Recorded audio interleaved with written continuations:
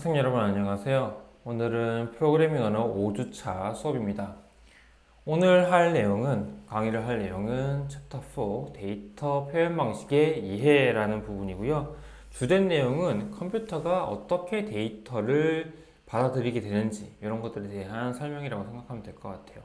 그리고 진법이라는 개념이 들어오게 되는데 학생들이 익히 알고 있는 십진법 있잖아요. 그런 것들처럼 십진법 말고도 이진법, 팔진법, 십육진법 같은 진법들이 있는데 그런 것들을 어떻게 컴퓨터가 처리를 하는지 이런 것들에 대한 설명이라고 생각하면 될 것 같아요.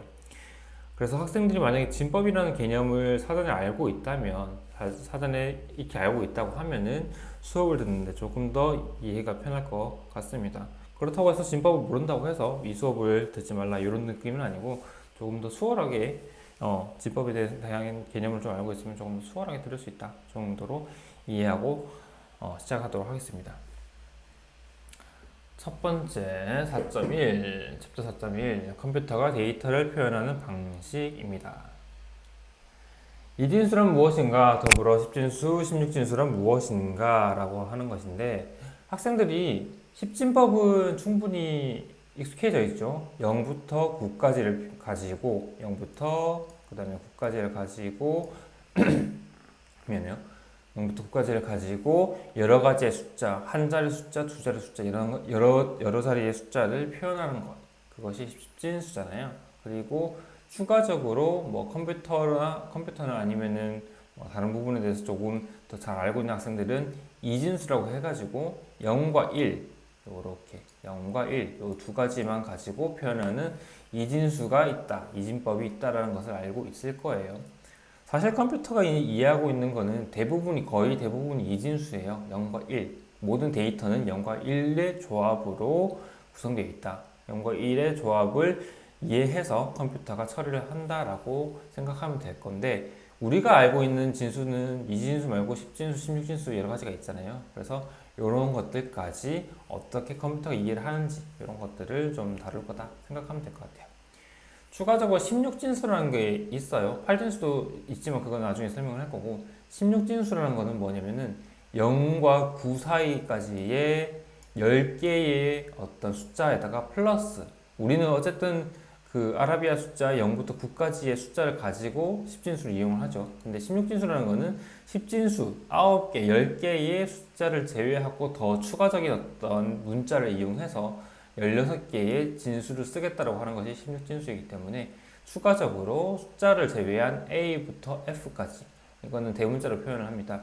라지 A부터 라지 F까지 6개의 문자를 더 추가를 해서 16진수라는 걸 만들었어요. 학생들한테 익숙하진 않지만 컴공과 학생들이나 아니면은 프로그래밍 언어라는 것에 조금 더 조금 더 집중해서 수업을 듣는 학생들 같은 경우는 16진수라는 것에 대해서 좀 익숙해질 필요도 있을 것 같고 컴공과에서는 아마 16진수를 이용한 어떤 수업도 있을 것 같긴 하네요.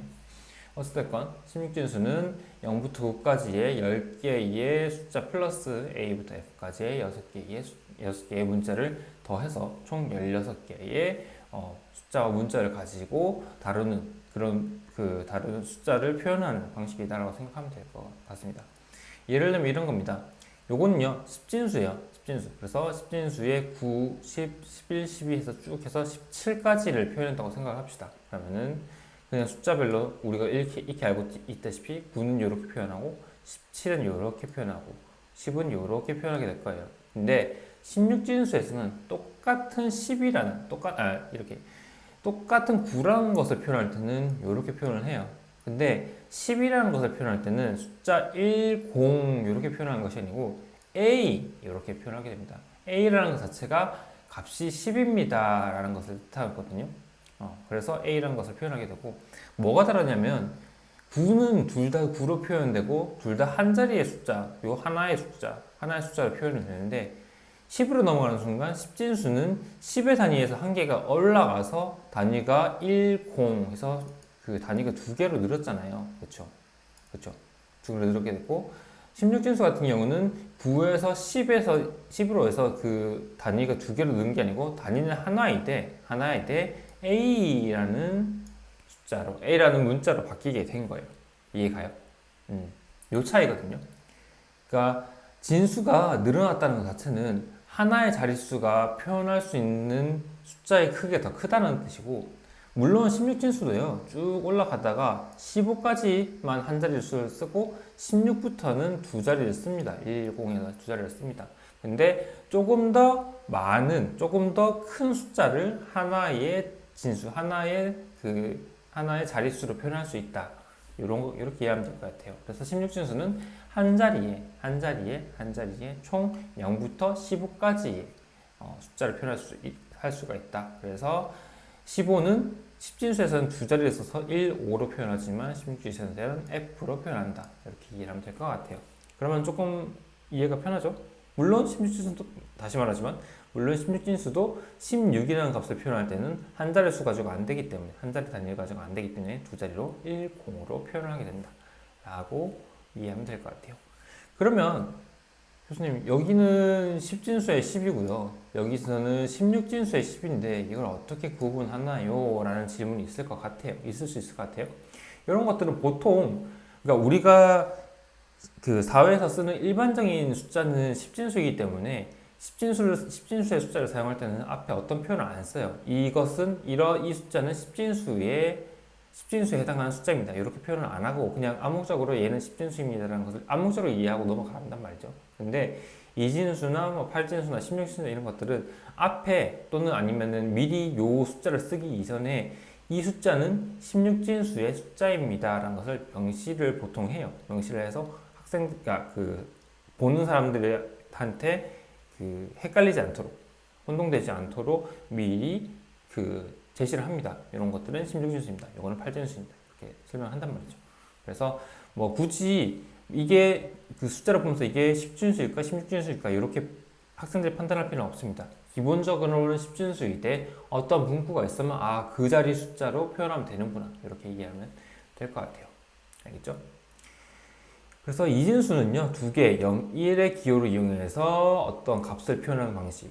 10진수는 10개, 0부터 9까지의 값을 이용해서 데이터를 표현하는 방식이고요. 그 다음에 n진수, 그러니까 요 이진수, 10진수에 대한 설명을 딱 보면은 n진수는 n개의 기호를 가지고 데이터를 표현하는 값이나 데이터를 표현하는 방식, 이렇게 이해를 하면 되겠죠. 근데 이 n개가 뭐가 될지 몰라요. 16진수가 될지, 8진수가 될지, 아니면은 뭐 진수라는 개념을 더 확장시켜서 더 큰 어떤 진수가 있을지, 그런 것들에 대해서는 명확하게 구분하지 않은 채 n진수라고 하는 것은 n개의 기호를 이용해서 데이터를 표현한다. 16진수는 16개의 기호를 이용해서 표현을 하고, 그 다음에 16개의 기호로 표현한 범위를 넘어서면 단위가 넘어간다. 단위가 올라간다. 이렇게 생각하면 될 것 같아요. 이진수도 마찬가지죠. 10진수보다 이진수는 훨씬 가지고 있는 진수가, 표현할 수 있는 기호가 작기 때문에 0은 0으로 표현하고요. 1은 1로 표현하는데 2라는 것은 이진수의 입장에서는 한 단위 가지고는 표현이 안 돼서 한 자리 가지고는 표현이 안 돼서 두 자리 1, 0으로 표현하게 되고 3은 1, 1 이렇게 표현하게 됩니다. 4라는 것은 1, 0, 0. 요거 그냥 10진수로 표현하면 100이죠. 100으로 표현하는데 그렇게 설명 안 하고 1, 0, 0 이렇게 표현합니다. 100. 이렇게 100이라는 값을 1, 0, 0이라고 해서 얘의 실제 값은 4. 10진수 표현했을 때 4입니다. 이렇게 표현하게 되고요. 요 자릿수 증가라는 게 언제쯤 수가 증가를 하고 그 진수가 쓰고 있는 숫자 방법이 몇 진수인가 요거를 비교해보면, 그러니까 연관성을 생각해보면 조금 더 이해하기가 편할 것 같아요. 그죠? 그렇게 이해하고 진수에 대해서 넘어갑시다. 사실은요, 진수라는 건 이런 개념을 가지고 있어요. 이런 거. 요건 이진수에 해당하는 개념인데요. 각각의 자릿수가 2의 0승, 2의 1승, 2의 2승, 2의 3승, 2의 4승, 뭐, 요런 식으로 진수가 각 하나의 진수의 제곱, 세제곱, 네제곱, 이런 식으로 넘어가게 됩니다. 그래서 만약에 이런 거죠. 이진수, 내가 이번 주부터는 이렇게 마우스 가지고 뭔가 작성하기로 했어요. 이진수 1, 0, 0이다. 요거는요, 어떤 것의 표현이냐면, 지금 여기 세 번째 자리잖아요. 그래서 첫 번째, 두 번째, 세 번째 요걸 갖고 올 건데, 여기에 해당하는 값이 2잖아요. 그래서 1 곱하기 2의 제곱 플러스 0 곱하기 2의 1승 플러스 이 0은 여기 0, 둘째 자리 0, 그 다음에 셋째 자리 0을 여기다 적고 곱하기 2의 0승이다. 이렇게 이해를 하면 됩니다. 이 진수가 이런 식으로 쓰여졌습니다라고 표현하는 것은 우리가 암묵적으로 이런 숫자를 얘를 10진법으로 만들어서 이런 숫자로 이해합니다라고 정의하고 넘어가는 거죠. 그래서 는 이게 2의 2승이 4잖아요. 그래서 4 더하기 0 더하기 0 해서 최종적으로 10진수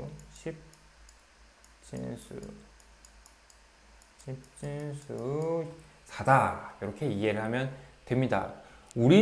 사람은 어찌됐건 10진수가 가장 기본이기 때문에 어떤 진수가 있든지 얘를 받아들이는 것, 우리가 이해하는 것은 10진수로 변환해서 이해하는 것이 편합니다. 그래서 어떤 이진수나 어떤 16진수나 어떤 특정 진수에 대한 이렇게 그 값이 주어졌으면 요거를 10진법으로 이렇게 이해하고 넘어가면 되는데 어떻게 10진수로 변환해서 이해하고 넘어가면 되는데 어떻게 10진수로 변환을 하느냐라는 것은 이런 방식이다. 이진수는 2의 0승, 2의 1승, 2의 2승 해서 진수가 쭉쭉쭉 요 단위가 올라감에 따라서 이제 0승, 1승, 2승, 3승 이렇게 쭉쭉 올라갈 거고 거기다가 요 올라가는 요 단위에다가 앞에 있는 숫자를 곱해가지고 이런 식으로 더해주면 된다.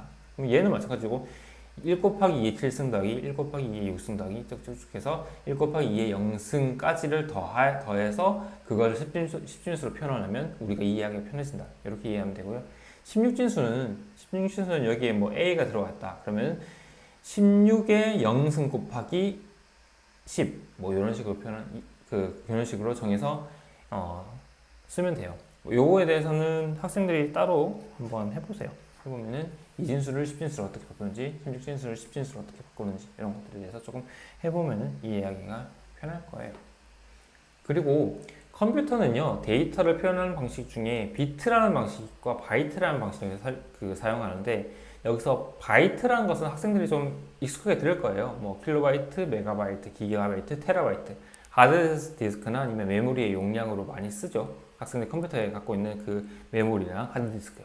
그래서 바이트라는 표현을 많이 알고 있을 건데 바이트 이전에 비트라는 것이 있어요. 비트라는 것은 뭐냐면은 그러니까 데이터 표현의 최소 단위라고 생각하면 돼요. 컴퓨터가 이해하고 있는 최소 단위. 그래서 사실은요, 요 비트 단위가 가장 기초적인 단위고, 비트라는 게 이진법의 요 칸인데, 요 칸 8개가 모여서 요거 불러줍니다. 요 칸 하나가 1비트인데, 요게 하나, 둘, 셋, 넷, 다섯, 여섯, 일곱, 8개. 8개를 모아서 요거 하나가 8비트 그리고 1바이트라고 표현합니다. 그래서 사람들이 알고 있는 대부분의 그 데이터 단위는 바이트이기 때문에 보통은 그냥 8개 하나 묶어서 1바이트입니다라고 표현을 하는데 컴퓨터는 이거를 그러니까 하나의 칸을 하나로 이해해서 1비트입니다. 8비트입니다. 이렇게 표현을 하고요. 얘는 총 16개라고 쓰고 해서 16비트라고 생각을 하는데 우리는 그냥 이거 두 개 쪼개가지고 1바이트에서 총 2바이트입니다. 1바이트의 데이터입니다. 이렇게 이해를 하고 있다는 거죠. 이해가죠. 그래서 우리는 바이트에 조금 익숙하고 컴퓨터는 비트에 좀 더 익숙하다. 이렇게 생각하면 될 것 같아요. 그래서 컴퓨터 메모리의 주소값은 한 바이트당 하나의 주소가 할당되어 있는데 요 하나의 바이트당 하나의 메모리 주소가 들어가 있어요. 그래서 그렇게 할당이 되어 있고 그래서 이 바이트라는 단위 자체가 컴퓨터에 있어서는 그러니까 되게 중요한 의미의 단위다라고 생각하면 돼요. 우리가 얼마 전에 들었던 수업 중에 C 언어나 아니면 프로그래밍 언어는 메모리의 어떤 공간에다가 난 이런 데이터를 넣을 거야 라고 해서 메모리를 할당하고 거기다 주소를 붙인다고 했잖아요. 그렇죠? 그래서 그 주소를 붙일 때 한 바이트 8개의 단위, 이준수의 단위를 가지고 요 단위를 가지고 메모리 주소를 할당하게 돼요. 그래서 1바이트라는 것 자체가 컴퓨터 입장에서는 굉장히 굉장히 중요한 표현 단위다 라고 생각하면 될 것 같아요. 이해했죠? 그 정도까지만 하고 넘어가도록 합시다. 8진수라는 것도 있어요. 그리고 16진수라는 것을 아까 설명했고, 8진수라는 것은 0부터 7까지의 숫자를 이용해서 어떤 기호를 이용해서 숫자를 표현하는 방식이고, 0, 1, 2, 3, 4, 5, 6, 7까지 넘어가고 8은 1, 0으로 표현하는 진수예요. 다른 진수랑 똑같이 이해하면 되고요. 이전에 내가 강의하는 내용에서 변수를 선언하고, 변수를 뭐 인테저 형식으로 정수라는 인테저 형식으로 선언을 하고, 초기화를 한다고 했잖아요. 근데 초기화가 그냥 아무런 표현이 없으면 이렇게 1, 0으로 표현되어 있으면 얘는 사실은 10진수로 초기화를 한다라는 뜻이었어요. 그래서 num1에다가 10진수 10을 집어넣어 주세요.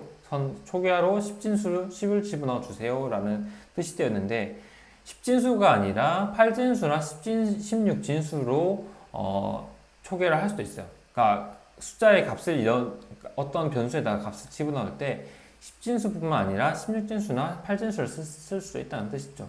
그래서 얘는요 16진수로 표현된 거고, 얘는 8진수로 표현된 건데, 16진수라는 것을 내가 아까 얘기했죠.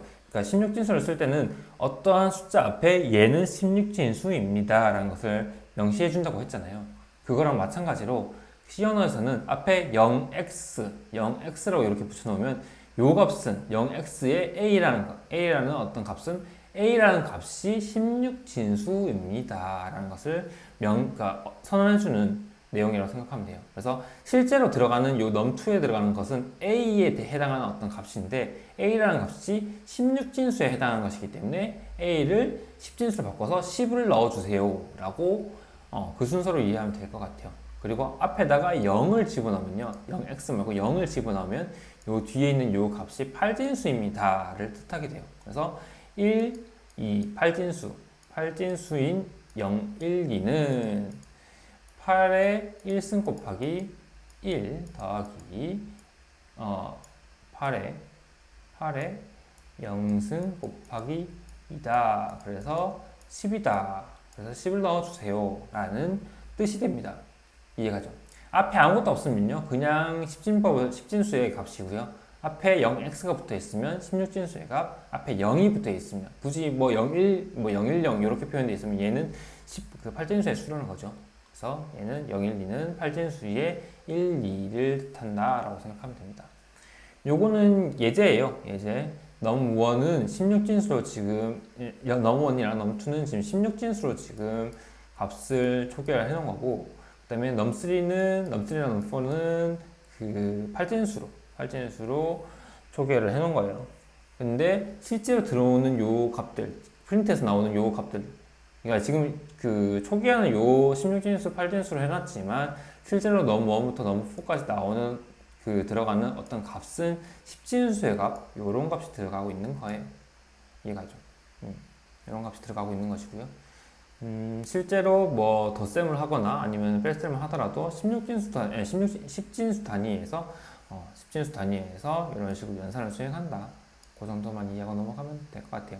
한번 해보면 되게 신기할 수도 있어요. 처음에 집어넣은 거는 16진수는 8진수인데, 뭐 계산되고 프린트된 F로 나오는 값은 10진수로 나와요. 그래서 컴퓨터가 그냥 자동으로 알아서 바꿔주네, 이런 느낌이 들 수도 있을 것 같고요. 네, 그 정도로 하고 넘어가도록 합시다. 다음으로 챕터 4.2 정수와 실수의 표현 방식이라는 부분인데요. 이 부분은 조금 학생들이 복잡할 수 있어요. 앞에 있는 것들보다는 조금 더 복잡할 수가 있어서 만약에 좀 이해가 안 된다 그러면은 그 내용을 좀 복습해서 한번 들어보도록 해요. 정수라는 건요, 일단 정수 실수는 학생들이 조금 잘 알 것 같아요. 정수는 마이너스 1, 0, 1과 같이 플러스 음수와 양수의 값이 있고 0의 값을 가지고 있고, 대신에 소수점이 없는 그런 것들을 정수라고 하죠. 그리고 실수는 거기다가 소수점이라는 개념이 더 붙은 것. 학생들이 중학교 때나 고등학교 때 배웠던 개념이랑 동일한 뜻이에요. 정수라는 것을 컴퓨터는 어떻게 받아들이고 있냐면요, 아까도 얘기했다시피 이진법의 이진수의 한 바이트 요거를 가지고 정수를 그러니까 정수를 표현을 할 건데요. 정수를 표현할 건데 일단 요 8개 중에 하나, 둘, 셋, 넷, 다섯, 여섯, 일곱, 8개. 8개의 비트 중에 요 앞에 있는 요 하나의 첫 번째 비트죠. 요거. 요 첫 번째 비트는 숫자를 표현하진 않아요. 기호를 표현해요. 플러스, 마이너스라는 부호, 그러니까 부호 또는 기호를 표현하는 비트예요. 그래서 나머지 7개의 비트를 가지고 정수의 값, 뭐 얘는 1이다, 2다 이런 것들을 표현하고 앞에 있는 요 마지막, 요 처음에 있는 요 그 비트는 부호, 플러스 1이다, 마이너스 1이다 요거를 표현하는 비트예요. 근데 어떤 값을 내가 만약에 100만이라는 되게 큰 값을 다루고 싶은데 이게 플러스 100만이냐 마이너스 100만이냐에 따라서 우리가 이해하거나 아니면 컴퓨터가 이해하는 방식, 그러니까 이해하고 있는 정도가 다를 거잖아요. 100만이 플러스 100만이면 되게 좋은 거다. 뭐 마이너스 100만이면 되게 나쁜 거다. 뭐 내가 갖고 있는 돈이 플러스 100원이다. 그러면 내가 돈을 갖고 있네. 마이너스 100원이다. 그러면 내가 돈을 안 갖고 있는 거네. 오히려 빚을 지고 있는 거네. 이렇게 이해할 수가 있잖아요. 이해하잖아요. 그래서 이 부호라는 개념 자체가 그러니까 워낙 중요하기 때문에 컴퓨터 프로그래밍 언어에서는 요 제일 앞에 있는 요 비트를 MSB라고 해서 Most Significant Bit라고 불러요. 가장 중요한 비트라는 거죠. 요 8개의 비트 중에 8개의 요 칸 중에 가장 중요한 칸이다 라고 설명을 합니다. 그래서 MSB는 부호를 나타내는 비트이고요. 이것을 제외한 나머지 비트는 크기를 나타내는 데 사용합니다. 이해가죠? 그리고 정수의 표현 방식은 바이트의 크기와는 상관이 없다라고 설명이 되어 있는데, 그러니까 표현 방식 자체가 요거 가지고 그 정수를 표현하는데 얘의 크기, 그러니까 바이트의 크기, 얘가 몇 바이트냐에 대해서는 크게 상관이 없고, 대신에 바이트의 크기가 크다. 얘는 지금 한 바이트가 이렇게 구성이 되어 있는 건데 얘가 여러 개 겹쳐져 있다. 그러면은 더 넓은 정수를 표현할 수가 있을 거예요. 그러니까 결국에는 요 7개의 그 비트를 가지고 숫자를 표현할 건데, 하다가 보면은 요 7개 가지고 표현을 하다 보면은 이거보다 훨씬 큰 값을 표현해야 될 때가 있을 거예요. 그때는 그냥 단순히 요 하나의 바이트를 옆에다가 하나 더 붙여가지고 여기다 하나 더 붙여가지고 사용을 해요. 지금 여기는 표현이 안 되어 있는데 여기다가 추가적으로 바이트 한 개 더 붙여서 우리는 1바이트로 표현 안 하고 1바이트로 어떤 값을 표현 안 하고 2바이트로 바이트 2개를 붙여서 2바이트로 어떤 숫자를 정수를 표현을 할 겁니다. 이렇게 선언을 해놓고 쓰게 됩니다. 그 방식이 있고요. 그 다음에 우리가 그냥 산술적으로 수학적으로 생각하는, 예를 들면 정수 플러스 5가 있고 우리가 생각하는 마이너스 5가 있다고 생각을 해봅시다. 그래서 정수 플러스 5는요 이진수로 생각하면 얘가 2의 2승, 2의 1승, 2의 0승이기 때문에 1 곱하기 2의 2승, 그러니까 4 플러스 1 곱하기 2의 0승 1에서 총 요 값이 10진수라 했을 때 플러스 5예요. 그리고 앞에 있는 요 MSB가 0이기 때문에 플러스예요. 요거 설명을 먼저 해야겠네요. MSB가요 0이면요 플러스고요, 0이면 플러스고요, 그 다음에 1이면 마이너스예요. 이해가죠? 그래서 얘는 플러스를 뜻하고 얘는 마이너스를 뜻합니다. 이해가죠? 그래서 얘는 뒤에 있는 요 7개의 비트를 봤을 때, 이진수를 봤을 때 얘의 십진수의 값은 5인데 거기에 0이 앞에 붙어 있어서 플러스 5다 라고 이해를 한 것이고요. 요거는요 똑같이 뒤에 있는 숫자는 똑같고 앞에 있는 그 숫자가 1이기 때문에 마이너스 5다 라고 우리는 이해를 하고 있죠. 마이너스 5다 라고 우리는 이해하고 있어요. 근데 얘가 표현하는 방식, 그러니까 우리가 이진법을 표현하는 방식이랑 실제로 컴퓨터가 연산하는 방식은 조금 다릅니다. 얘 두 개요. 앞에 있는 요거랑 플러스 5랑 우리가 이해하고 있는 플러스 5랑 우리가 이해하고 있는 마이너스 5를 더해 봅시다. 더하면요 1 더하기 1은 2가 돼서 0으로 내려오고, 여기 있는 단위 0에서 원래 0이어야 되는데 앞에서 1 더해서 2가 됐기 때문에 한 단계 단계를 넘어서서 이게 원래 0이어야 되는데 1 해서 넘어와가지고 그러니까 여기가 0이 되고 앞에가 1이 됐어요. 이렇게 단위가 바뀌었고요. 마찬가지로 여기서도 1 더해서 0이 되고 앞에 있는 단위가 바뀌어서 이렇게 표현이 됐어요. 요거 두 개를 그냥 단순히 그냥 덧셈을 해보면 10진법처럼 덧셈 해보면 이렇게 표현이 되고, 앞에 있는 거 부호 쪽도 마찬가지로 부호에서도 마찬가지로 0과 1을 더해가지고 1이 됐어요. 그러면 요 값은요 실제로 어떤 값이 있냐면 이게 0, 1, 2, 3 2의 3승단이고요. 이게 2의 1승단이 2의 3승은 8이고요. 그 다음에 2의 1승단이 1이기 때문에 그 9고 거기다 1이 붙었기 때문에 실제로 계산된 결과값은 마이너스 9가 돼요. 우리가 생각했던 거는 그냥 얘는 플러스 5고 얘는 마이너스 5니까 더하는 건 0이 아니겠냐? 너는 0이 아닐까? 라고 생각하고 더해봤더니 실제로는 마이너스 9다. 이렇게 마이너스 9로 표현이 된다는 거죠. 그래서 우리는 그냥 얘가 마이너스 5다 라고 인지를 하고 있지만 컴퓨터가 실제로 계산할 때는 얘가 마이너스 5라고 인지를 안 하는 거예요. 그거에 대해서 설명을 좀 할 거고요. 요거 내용이 되게 헷갈릴 수가 있어요. 그러니까 컴퓨터가 이렇게 생각합시다. 컴퓨터가 똑같이요 마이너스 5라는 값을 그냥 단순히 표현을 할 때는 이렇게 써요. 이렇게 쓰는데요. 뭔가 덧셈하고 뺄셈하고 어떤 연산을 수행할 때 마이너스 5는요 이렇게 생각하면 안 된다는 거죠. 컴퓨터는 이렇게 생각하지 않는다는 거예요. 이렇게 생각했을 때 더해보면 우리가 생각하는 0이 안 나오기 때문에. 그래서 컴퓨터는 어떤 거 플러스 5라는 것을 기준으로 무언가를 더했을 때 0이 나오는 어떤 값을 만들어주기 위해서 보수라는 것을 씁니다. 보수라는 것을 씁니다. 보수라는 건 뭐냐면요. 단순히요. 얘가 플러스 5에 해당하는 값이잖아요. 그래서 요 플러스 5에 해당하는 각각의 비트 요거에 대해서 반대값을 써주는 거예요. 0이니까 1, 0이니까 1, 0이니까 1, 0이니까 1, 0이니까 1. 근데 여기는 1이니까 0, 1이니까 0, 1이니까 0. 그래서 요렇게 어떤 보수를 만들어줘요. 그리고 여기에다가 플러스 1을 더해줘요. 지금 여기가 0, 그 첫 번째 자리가 0인데 이걸 1로 만들어줘요. 그래서 이거를 컴퓨터는 계산할 때에 마이너스 5로 인식을 하고 있습니다. 실제로 얘랑 두 개를 더해 볼게요. 두 개를 더해서 이렇게 표현했다고 합시다. 이렇게 표현했을 때 이걸 더하면요 1 들어가서 0이 되고요. 그러니까 요거 두 개가 더해서 한 자리 올라가서 1이 있죠. 그래서 1, 0, 1 세 개 더해서 세 개 더해서 2가 되기 때문에 0이 되고 한 자리 또 올라가서 1, 1, 0에서 0이 되고 쭉쭉쭉 해서 다 해보면은 한 자리씩 올라가서 쭉쭉쭉 해서 최종적으로 앞에 요 8개의 비트 하나, 둘, 셋, 넷, 다섯, 여섯, 일곱 8개의 비트 앞에 하나의 비트가 가상적으로 더 추가가 돼서 1이라는 값이 표현이 되고 나머지 값이 0으로 쭉 들어와요. 근데 우리가 지금 사용하고 있는 비트 수가 총 8개였잖아요. 근데 이거는 9번째 비트이기 때문에 얘는 그냥 무시가 됩니다. 없어집니다. 그러면 요거 없다고 생각하고 나머지 요 부분을 보면은 이진수로 표현된 0이잖아요. 그쵸? 그래서 요렇게 이해한다는 거죠.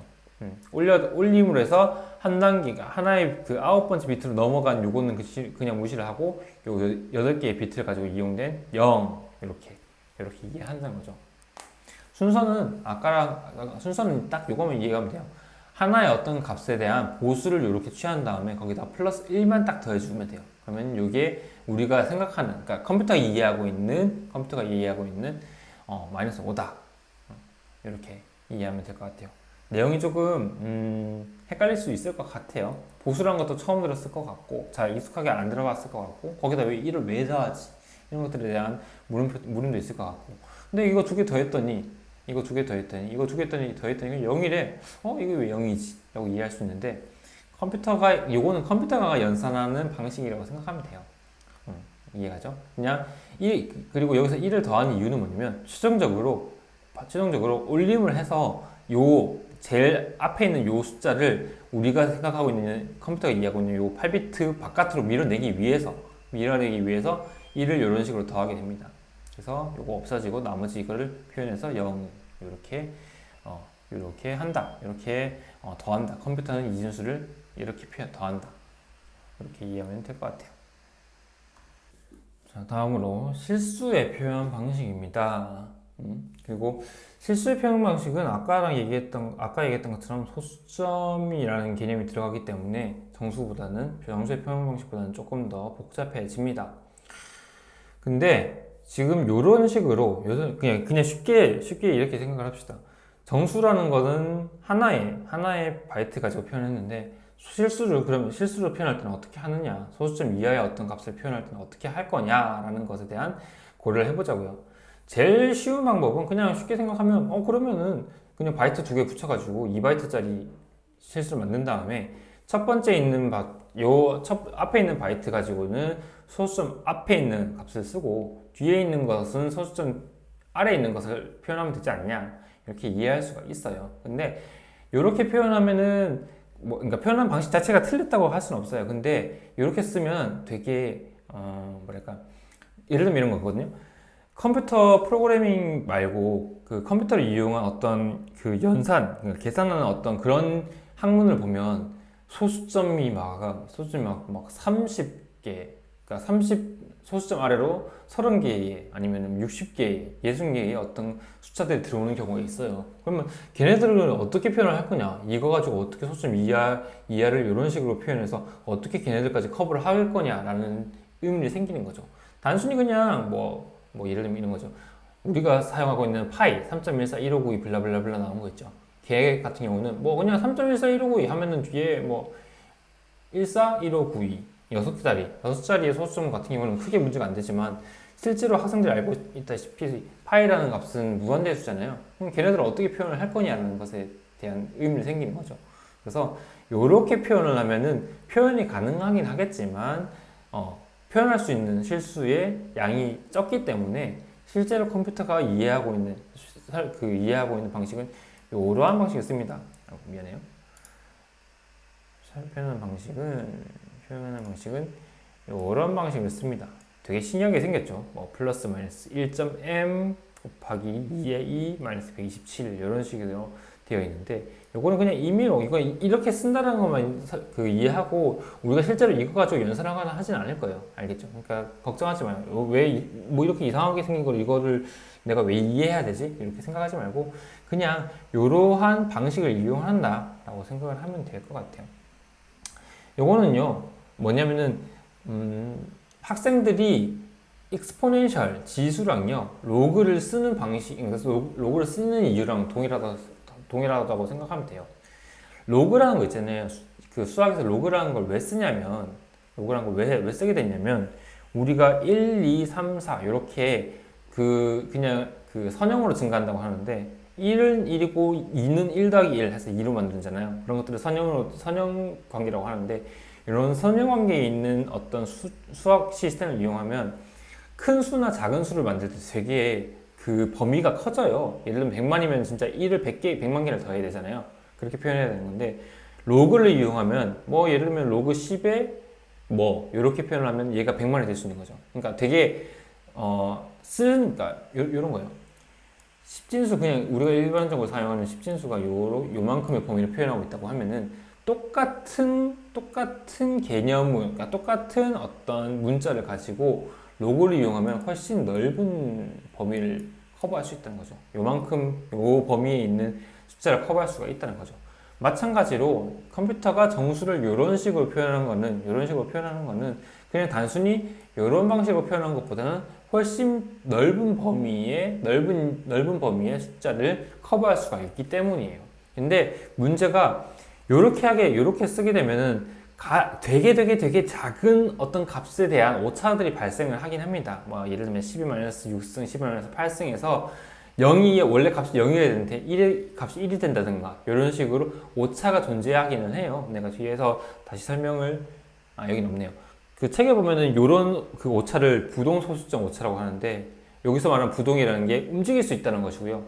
안 움직이는 부동이 아니고 움직일 수 있다는 동이고, 그 다음에 소수점이 움직일 수 있는 어떤 오차다. 예를 들면 11-2승에서 오차가 날 수도 있고 11-4승에서 오차가 날 수도 있고, 이런 개념으로 부동소수점 오차라는 설명을 하는데, 그거 이해가 잘 안 간다고 하면 그냥 무시해도 상관없어요. 다만 컴퓨터는 이렇게 이해한다는 거죠.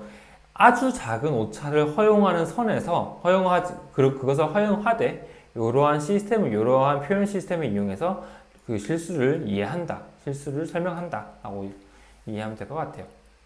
개념이 조금 어렵다면은 그냥 이런 걸 쓰는구나 라는 정도만 체크하고 넘어가면 됩니다. 그리고 2바이트를 가지고 요 두 개의 바이트를 가지고 앞에 있는 요거는 그냥 똑같이 국어를 표현하고요. 뒤에는 요 7개의 비트 가지고 M 안에 들어가는 여기 1.m이라는 요 값에 들어가는 미안해요. 요 2는 여기 들어가는 숫자가 무엇이냐라는 것을 정의해주는 바이트고요. 요거 뒤에 있는 요 부분이 m이라는 그 위치에 어떤 숫자가 들어가는지에 대한 바이트입니다. 그래서 요 두 개의 값을 여기에 집어넣어서 최종적으로 컴퓨터는 그 실수라는 것을 표현한다는 거죠. 아마 내용이 조금 복잡하거나 좀 생소해서 이해가 잘 안 갈 것 같은데 너무 크게 너무 심도 있게 이해할 필요는 없어요. 이렇게 표현한다 까지만 설명하고 넘어갑시다. 요거는요 부동소수점에 대한 부동소수점 오차가 발생하는 것을 실제로 보여주는 것인데 이런 구문이 뭐다 이런 것들은 생각할 필요는 없어요. 그냥 요거만 하나 봅시다. 요거 플러스는 요거는 지난 시간이었나요? 설명했죠. 요거는 그냥 더해지는 거. 어떤 변수에다가 더해지는 거. 근데 여기는 0.1을 넣었기 때문에 0.1씩 더해지는 거예요. 그거를 여러 번 반복하는, 요거는 포문이라고 하는 건데, 얘는 여러 번 반복하라는 뜻이고, 그러니까 0에서부터 100까지, 그러니까 100번 동안 이런 것을 수행하라는 구문이에요. 지금 이해할 필요 없어요. 나중에 설명할 거니까. 그래서 최종적으로 여기 num이라는 어떤 변수가 가지는 값은 실제로는 10이 돼야 돼요. 0.1을 100번 곱해가지고 100번 더해가지고 결과가 10이 돼야 되는데 컴퓨터 계산을 수행했더니 뒤에 소수점 6자리에서 2라는 값이 툭 튀어나왔어요. 이론적으로는 10.000000이 돼야 되는데 실제로 컴퓨터 계산한 값이 10.000002가 나와버린 거죠. 이런 것들을 부동소수점 오차라고 부릅니다. 근데 이런 것들을 감안하더라도 컴퓨터는 앞에 있는 요런 표현 시스템을 쓴다는 것이고, 부동소수점이 이렇게 발생을 하면요, 요것에 대한 처리 방법이 조금 또 있어요. 그러니까 이걸 적절하게 처리해가지고 실제로 10.000000으로 만들어주는 표현 방식과 처리 방법이 또 따로 있으니까 그런 것들 따로 있으니까 크게 문제는 되지 않는다. 이렇게 생각하면 될 것 같아요. 요거는요, 그냥 컴퓨터 자체가 가지고 있는 어떤 오차들이기 때문에 C 언어가 갖고 있는 특성이라고 하기는 그렇고, 그냥 컴퓨터 프로그래밍 언어가 모든 프로그래밍 언어가 겪어야 되는 문제입니다. 그 정도로 참고 넘어갈게요. 세 번째, 4.3 비트 연산자라는 거예요. 그러니까 비트라는 것을 아까 내가 설명했잖아요. 비트라는 것은 어떤 단위고, 그 다음에 그게 8개가 모여서 바이트인데, 그 비트에 대한 연산을 수행할 수도 있어요. 지난주 수업이었던 것 같은데, 요것들 있죠. AND, 그 다음에 짝대기. 이런 것들에 대한 설명을 했잖아요. 그거랑 거의 비슷한 내용이 들어올 거예요. 근데 추가적으로 이런 것들에 대한 설명을 하겠습니다. 연산자 AND라는 것은요, 요거예요. num1과 num2가 AND의 단위로 연산이 된다는 뜻인데, 지금 뒤에, 요 뒤에 각각의 연산자들에 대한 설명이 있으니까 자세한 것들은 뒤쪽에 설명할 건데요. AND라는 연산자는, 그러니까 요 AND라는 표현은 요거랑 요거 두 개가 모두 다 뭔가를 만족을 하면 무언가를 수행해라 라는 연산자고요. 요거 수직으로 그어진 요거는 OR 연산자라고 해서 num1과 num2가 둘 중에 하나라도 무언가가 되면 연산을 해라 이런 뜻이고요. 근데 학생들 나한테 따로 질문했던 학생들 몇 명 있는데, 요거 있죠, 요거는요, 엔터키 바로 위에 있는 키고요. 학생들 키보드에 따라서 얘가 돈표로 되어 있는 경우가 있어요. 돈표. 그리고 컴퓨터의 환경에 따라서도 실제로 요 키를 입력을 했더니 요 값이 아니라, 요게 아니라 돈표가 나오는 경우가 있거든요. 요렇게 이해합시다. 학생들 키보드 한번 봐보세요. 그러면은 엔터키가 요렇게 있죠. 그리고 요 위에 어떤 키가 있을 건데, 여기에 요거 짝대기와 백슬래시 이렇게 되어 있는 키보드가 있을 거고요. 그 다음에 수직으로 이렇게 끄어진 거랑 돈표라고 이렇게 되어 있는 키보드가 있을 거예요. 이렇게 표현되어 있는 방식이 있고요. 이렇게 표현되어 있는 방식이 있어요. 근데 두 개는 사실상 동일하거든요. 짝대기는 마찬가지로 둘 다 짝대기는 이렇게 표현되어 있는데, 요 밑에 있는 게 얘는 백슬래시로 표현되고 얘는 돈표로 표시되어 있다는 거죠. 근데 요거는 그냥 신경 쓰지 않아도 돼요. 그러니까 학생 컴퓨터가 학생 노트북이 또는 학생 키보드가 요런 표시가 되어 있는지 요런 표시가 되어 있는지는 전혀 상관이 없습니다. 알겠죠? 그래서 내가 이전부터 얘기했었던 그 계행이라는 거, 백슬래시에다가 n 붙인 거 있죠. 그게 설령 이렇게 돈표로 표시되고 돈표 n으로 표시된다고 해서 걔는 잘못된 게 전혀 아니에요. 그냥 그렇게 쓰고 컴파일을 수행하면 돼요. 알겠죠? 그거를 잠깐 요 OR 연산하면서 갑자기 생각나서 설명을 했습니다. 전혀 돈표로 표시된다고 전혀 신경 쓸 필요는 없습니다. 백슬래시가 돈표로 표시된다고 전혀 신경 쓸 필요는 없다. 그렇게 하고요. 여기 그리고 다음 연산자는 여기 꺽쇠 이렇게 생긴 건데요. 이 꺽쇠는 XOR 연산이라고 합니다. XOR 연산. 요거에 대해서 자세하게 뒤에서 설명할 거고, 그 다음에 요거 물결 표시는 not이란 거예요. not. 그러니까 아닌 거. 그거에 대해서 그 이전에 그 느낌표 있죠. 느낌표 연산상랑 약간 비슷하다고 생각하면 돼요. 그리고 여기 있는 요거 왼쪽으로 꺽쇠가 이렇게 두 개 이렇게 있는 것은 비트의 열을 왼쪽으로 이동시키는 거고요. 요 꺽쇠가 오른쪽으로 이렇게 두 개 있는 거는 오른쪽으로 비트 열을 이동시킨다는 것이에요. 이것에 대해서 각각 설명을 할게요. 일단 AND 연산자입니다. num1에다가 15라는 어떤 값을 집어넣고요. num2에다가 20이라는 값을 집어넣었어요. 그리고 뭐 지금 당장 중요하진 않겠지만 하나의 인테저는 4개의 하나, 둘, 셋, 4개의 바이트를 활용해서 그 4개의 바이트를 활용하는 표현이에요. 4개의 바이트를 이용해서 하나의 정수를 표현하는 것이 int라는 거예요. 인테저라고 표현하는 int, C 언어에서 int라는 것이고요. 그냥 이런 거예요. int num1 이렇게 일단 선언을 해놓으면 기본적으로 메모리에다가 하나, 둘, 셋, 4개의 바이트에 해당하는 메모리 공간을 할당을 해놓는 거예요. 할당해놓고요. 15라는 값을 10진수를 집어넣으면 얘는 실제적으로 이렇게 들어옵니다. 이게 2의 0승, 2의 1승, 2의 2승, 2의 3승에서 하나, 둘, 셋, 4개를 3승, 2승, 1승, 0승 딱 더하면 이 값이 딱 15거든요. 그래서 15는 이렇게 표현을 합니다. 그리고 20이라는 값은 이렇게 표현을 합니다. 앞에 있는 얘네들은 크게 신경 쓰지 않아도 앞에 있는 얘네들은 크게 신경 쓰지 않아도 됩니다. 이렇게 표현을 한다는 것이고요. AND 연산자를 이렇게 썼어요. 이렇게 쓰고요. num3를 이렇게 표현했어요. 그러니까 num3에다가 AND 연산자를 이용해서 num1과 num2에 대한 AND 연산의 결과를 넣어주세요 라고 표현을 한 거죠. 그렇게 해서 딱 결과를 딱 보면요. 결과를 보면은 결값이 이렇게 나오는데 AND 연산자는 이거예요. 만약에 요 단위랑 요 단위 우리가 지금 하고 있는 건 비트 연산자잖아요. 그래서 각각의 비트에 대해서 요 비트에 대해서 연산을 수행할 거예요. 이렇게 num1 and num2라고 해서 그냥 요 두 개의 값을 가지고 연산하는 게 아니고 얘네들을 이렇게 비트를 표현한 다음에 각각의 비트에 하나씩 연산을 한다는 거죠. 그래서 1과 0이 있다. 그러면은 이렇게 얘기합시다.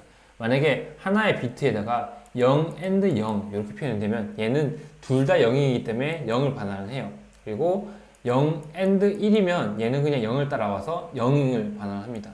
그리고 1 and 0은 0을 반환을 하고요.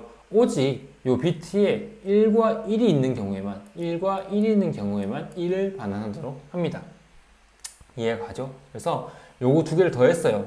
요거 두 개를 AND 연산자로 연산을 했어요. 더했다는 표현을 쓰지 않을게요. 그냥 AND 연산자로 연산했다고 표현을 할게요. 그래서 num1 AND 연산자 num2라는 것은 이런 식으로 표현이 되고 두 개의 num1과 num2를 비트로 이렇게 식으로 표현을 하고 AND 연산자를 했을 때 1, 0은 0, 1, 0은 0, 1, 1은 1, 1, 0은 0, 0, 1은 0 해서 최종적으로 AND 연산자의 결과가 이렇게 나옵니다. 나머지 것들은 다 0이니까 위아래가 다 0이니까 그냥 0으로 쭉 표현을 한 것이고 이런 것들이 AND 연산자고 비트 연산자라는 것은 각각의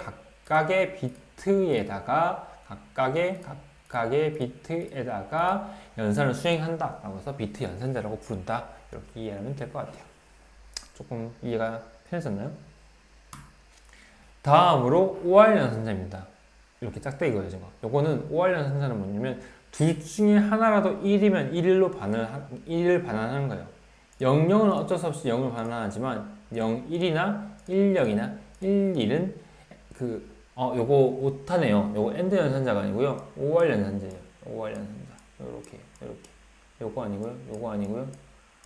요거 아니고 5월 연산자예요. 이렇게 짝짝이 가진 거. 그래서 0, 5월 0은 0, 0, 5월 1은 1, 1, 5월 1은 1월 0은 1, 1, 5월 1은 1일. 요거를 반환하는 연산자입니다. 똑같이요. 요거 계산 수행해 보면 요렇게 31이 나오는데 1, 0은 1, 1, 0은 1. 다 해서 1, 1은 1, 1, 1, 1, 0은 1, 0, 1, 1 해서 이렇게 나오고 앞에 있는 0, 0은 어쩔 수 없이 0을 집어넣어준 케이스다. 이렇게 이해하면 돼요. 요게 5월, 비트 단위, 비트 연산자의 5월 연산자입니다. 알겠죠? 뭐 어렵지 않죠? 엔드 연산자에 대해서 일단 엔드 연산자가 왜 이렇게 생겼고요. 왜 이렇게 생겼고 왜 이렇게 연산하는지에 대해서만 이해를 하면 사실 나머지 부분에 대해서는 그렇게 어렵진 않습니다. 5월 연산자는 이렇게 생겼고요. 요거 XOR, 꺽쇠, 위로 꺽쇠가 표현된 요 XOR은요 0, 0 두 개가 붙으면 0이 되고요 0, 이것도 못하네요. 요겁니다. 요거 꺽쇠, 꺽쇠, 꺽쇠 요겁니다. 그래서 0 꺽쇠 0은 0을 반환하고 0 꺽쇠 1은 1을 반환하고요 1 꺽쇠 0은 1을 반환하고 1 꺽쇠 1은 0을 반환합니다. 지금 보면요 AND 아니면 OR 같은 경우에 1 AND 1은 1이죠. 1 OR 1은 1이죠. 근데 이 꺽쇠는 XOR이라고 해서 1 꺽쇠 1 꺽쇠 1은 1 XOR 1은 0입니다. 요 차이. 요거만 그러니까 지금 보면 XOR이라는 게 OR에다가 앞에 X가 붙었잖아요. 그래서 기준이 그냥 OR인데요. OR의 기준으로 하는 건데 뭐가 다르냐면 그냥 요거만 다르다. 원래는 1이었는데요. 이걸 0으로 바꾼다. 요거만 이해하고 넘어가면 될 것 같아요. 그래서 XOR이라는 것은 조금 특별한 그러니까 그냥 OR의 약간 다른 버전인데 1 XOR 1은 원래는 1이었지만 그걸 0으로 바꾼다. 라고 0으로 본다. 라고 생각하면 될 것 같아요. 그래서 1, 0은 1, 1, 0은 1, 1, 1은 0, 1, 0은 1, 0, 1은 1 해서 요거만 달라진다. 여기는 1이었는데 여기는 0으로 이렇게 달라진다. 요거만 이해하고 넘어가면 될 것 같아요. 그리고 요거 물기의 표시는 not입니다. not. 만약에 요거는 not이라는 건요 뭐랑 그러니까 하나의 숫자랑 하나의 숫자를 더하거나 빼거나 뭐 이런 느낌이 아니고요. 하나의 숫자에 대한 물결 연산자를 이런 식으로 수행합니다. 앞에 코드들을 보면 num1, num2를 이렇게 선언을 한 다음에 얘들에 대한 연산을 num3에다가 집어넣잖아요. 근데 이거 아니고 얘는요 num1이 이렇게 선언이 되면요 이렇게 쓰여지면 이것에 대한 어떠한 표현을 이렇게 한다는 거죠. 그냥 이렇게 해서 num2는 그 물결 연산자 num1 이렇게 표현을 한다는 것이고요. 하나의 비트에 대해서 이렇게 물결 0이라고 표현되어 있으면 이건 1이라는 값이 되는 거고 물결 1이라는 것은 0이 됩니다. 그러니까 그냥 그러니까 반대로만 생각하면 돼요. 알겠죠? 그래서 이 숫자, 우리가 15라는 어떤 숫자를 비트 표현했을 때 이렇게 그 표시가 될 건데 이것에 대한 그 물결 연산자는 그냥 1을 0으로 0을 1로 변환했다고 생각하면 돼요. 알겠죠? 요거만 생각하면 돼요. 딱 바꿨다. 그냥 1을 0으로 바꿨다, 0을 1로 바꿨다. 요거만 이해하고 넘어가면 돼요. 그게 그 물결 연산자. 내가 이걸 정확하게 뭐라고 표현할지 모르겠는데 나는 그냥 물결 연산자라고 설명을 할게요. 이게 요 방식이고요. 그리고 요거요. 왼쪽으로 꺽쇠가 두 개 있는 연산자 같은 경우는 비트를 왼쪽으로 이동하는 것입니다. 예를 들면 이런 거예요. 비트를요, 요거요. 요렇게 표현되어 있는 게 원래 30이에요. 30을 빗대 트는 건데, 여기에다가 요렇게 이해합시다.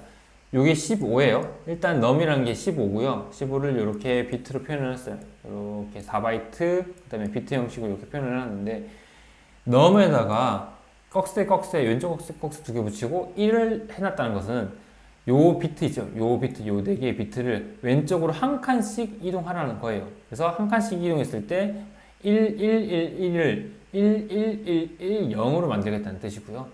얘는요, 왼쪽으로 두 칸씩, 얘는 세 칸씩 이동하라고 해서 이렇게 111100, 11110000 이런 식으로 그 한 칸씩, 요거는 한 칸을 밀어준 거, 얘는 두 칸을 밀어준 거, 얘는 세 칸을 밀어주는 게 되는 거죠. 이런 식으로 밀어주는 어떤 연산자라고 생각하면 돼요. 근데 이걸 왜 쓰냐면요. 이거 왜 쓰냐면요. 얘를 한 칸씩 밀어줬잖아요. 이거 실제로 10진수로 계산해보면 얘는요, 15에서 한 칸을 밀었을 때 15의 2배인 30이 됐고요. 두 칸을 밀었을 때 15의 4배인 60이 됐습니다. 그리고 세 칸을 밀었을 때는 15의 8배인 120이 된 거예요. 잘 생각해보면요. 아니면은 이렇게 얘기해봅시다. 얘가 이렇게 넘어가면요. 비트를 한 칸 이렇게 넘기면요. 2배가 돼요. 그리고 여기서 비트를 한 칸을 더 넘겼더니 여기서 2배가 돼요. 이해가요? 그래서 비트를 한 칸 왼쪽으로 이동한다는 것은 원래 우리가 생각하고 있는 10진수 정수의 값을 2배씩 증가시킨다고 생각하면 돼요. 반대로요, 얘를 오른쪽으로 한 칸씩 이동시킨다는 것은 2분의 1로 줄이겠다는 거죠. 2배씩 줄이겠다는 뜻이니까 2분의 1로 줄어드는 케이스가 될 겁니다. 그래서 진수를 왜 이렇게 굳이 이런 연산자를 이용해가지고 옮기냐?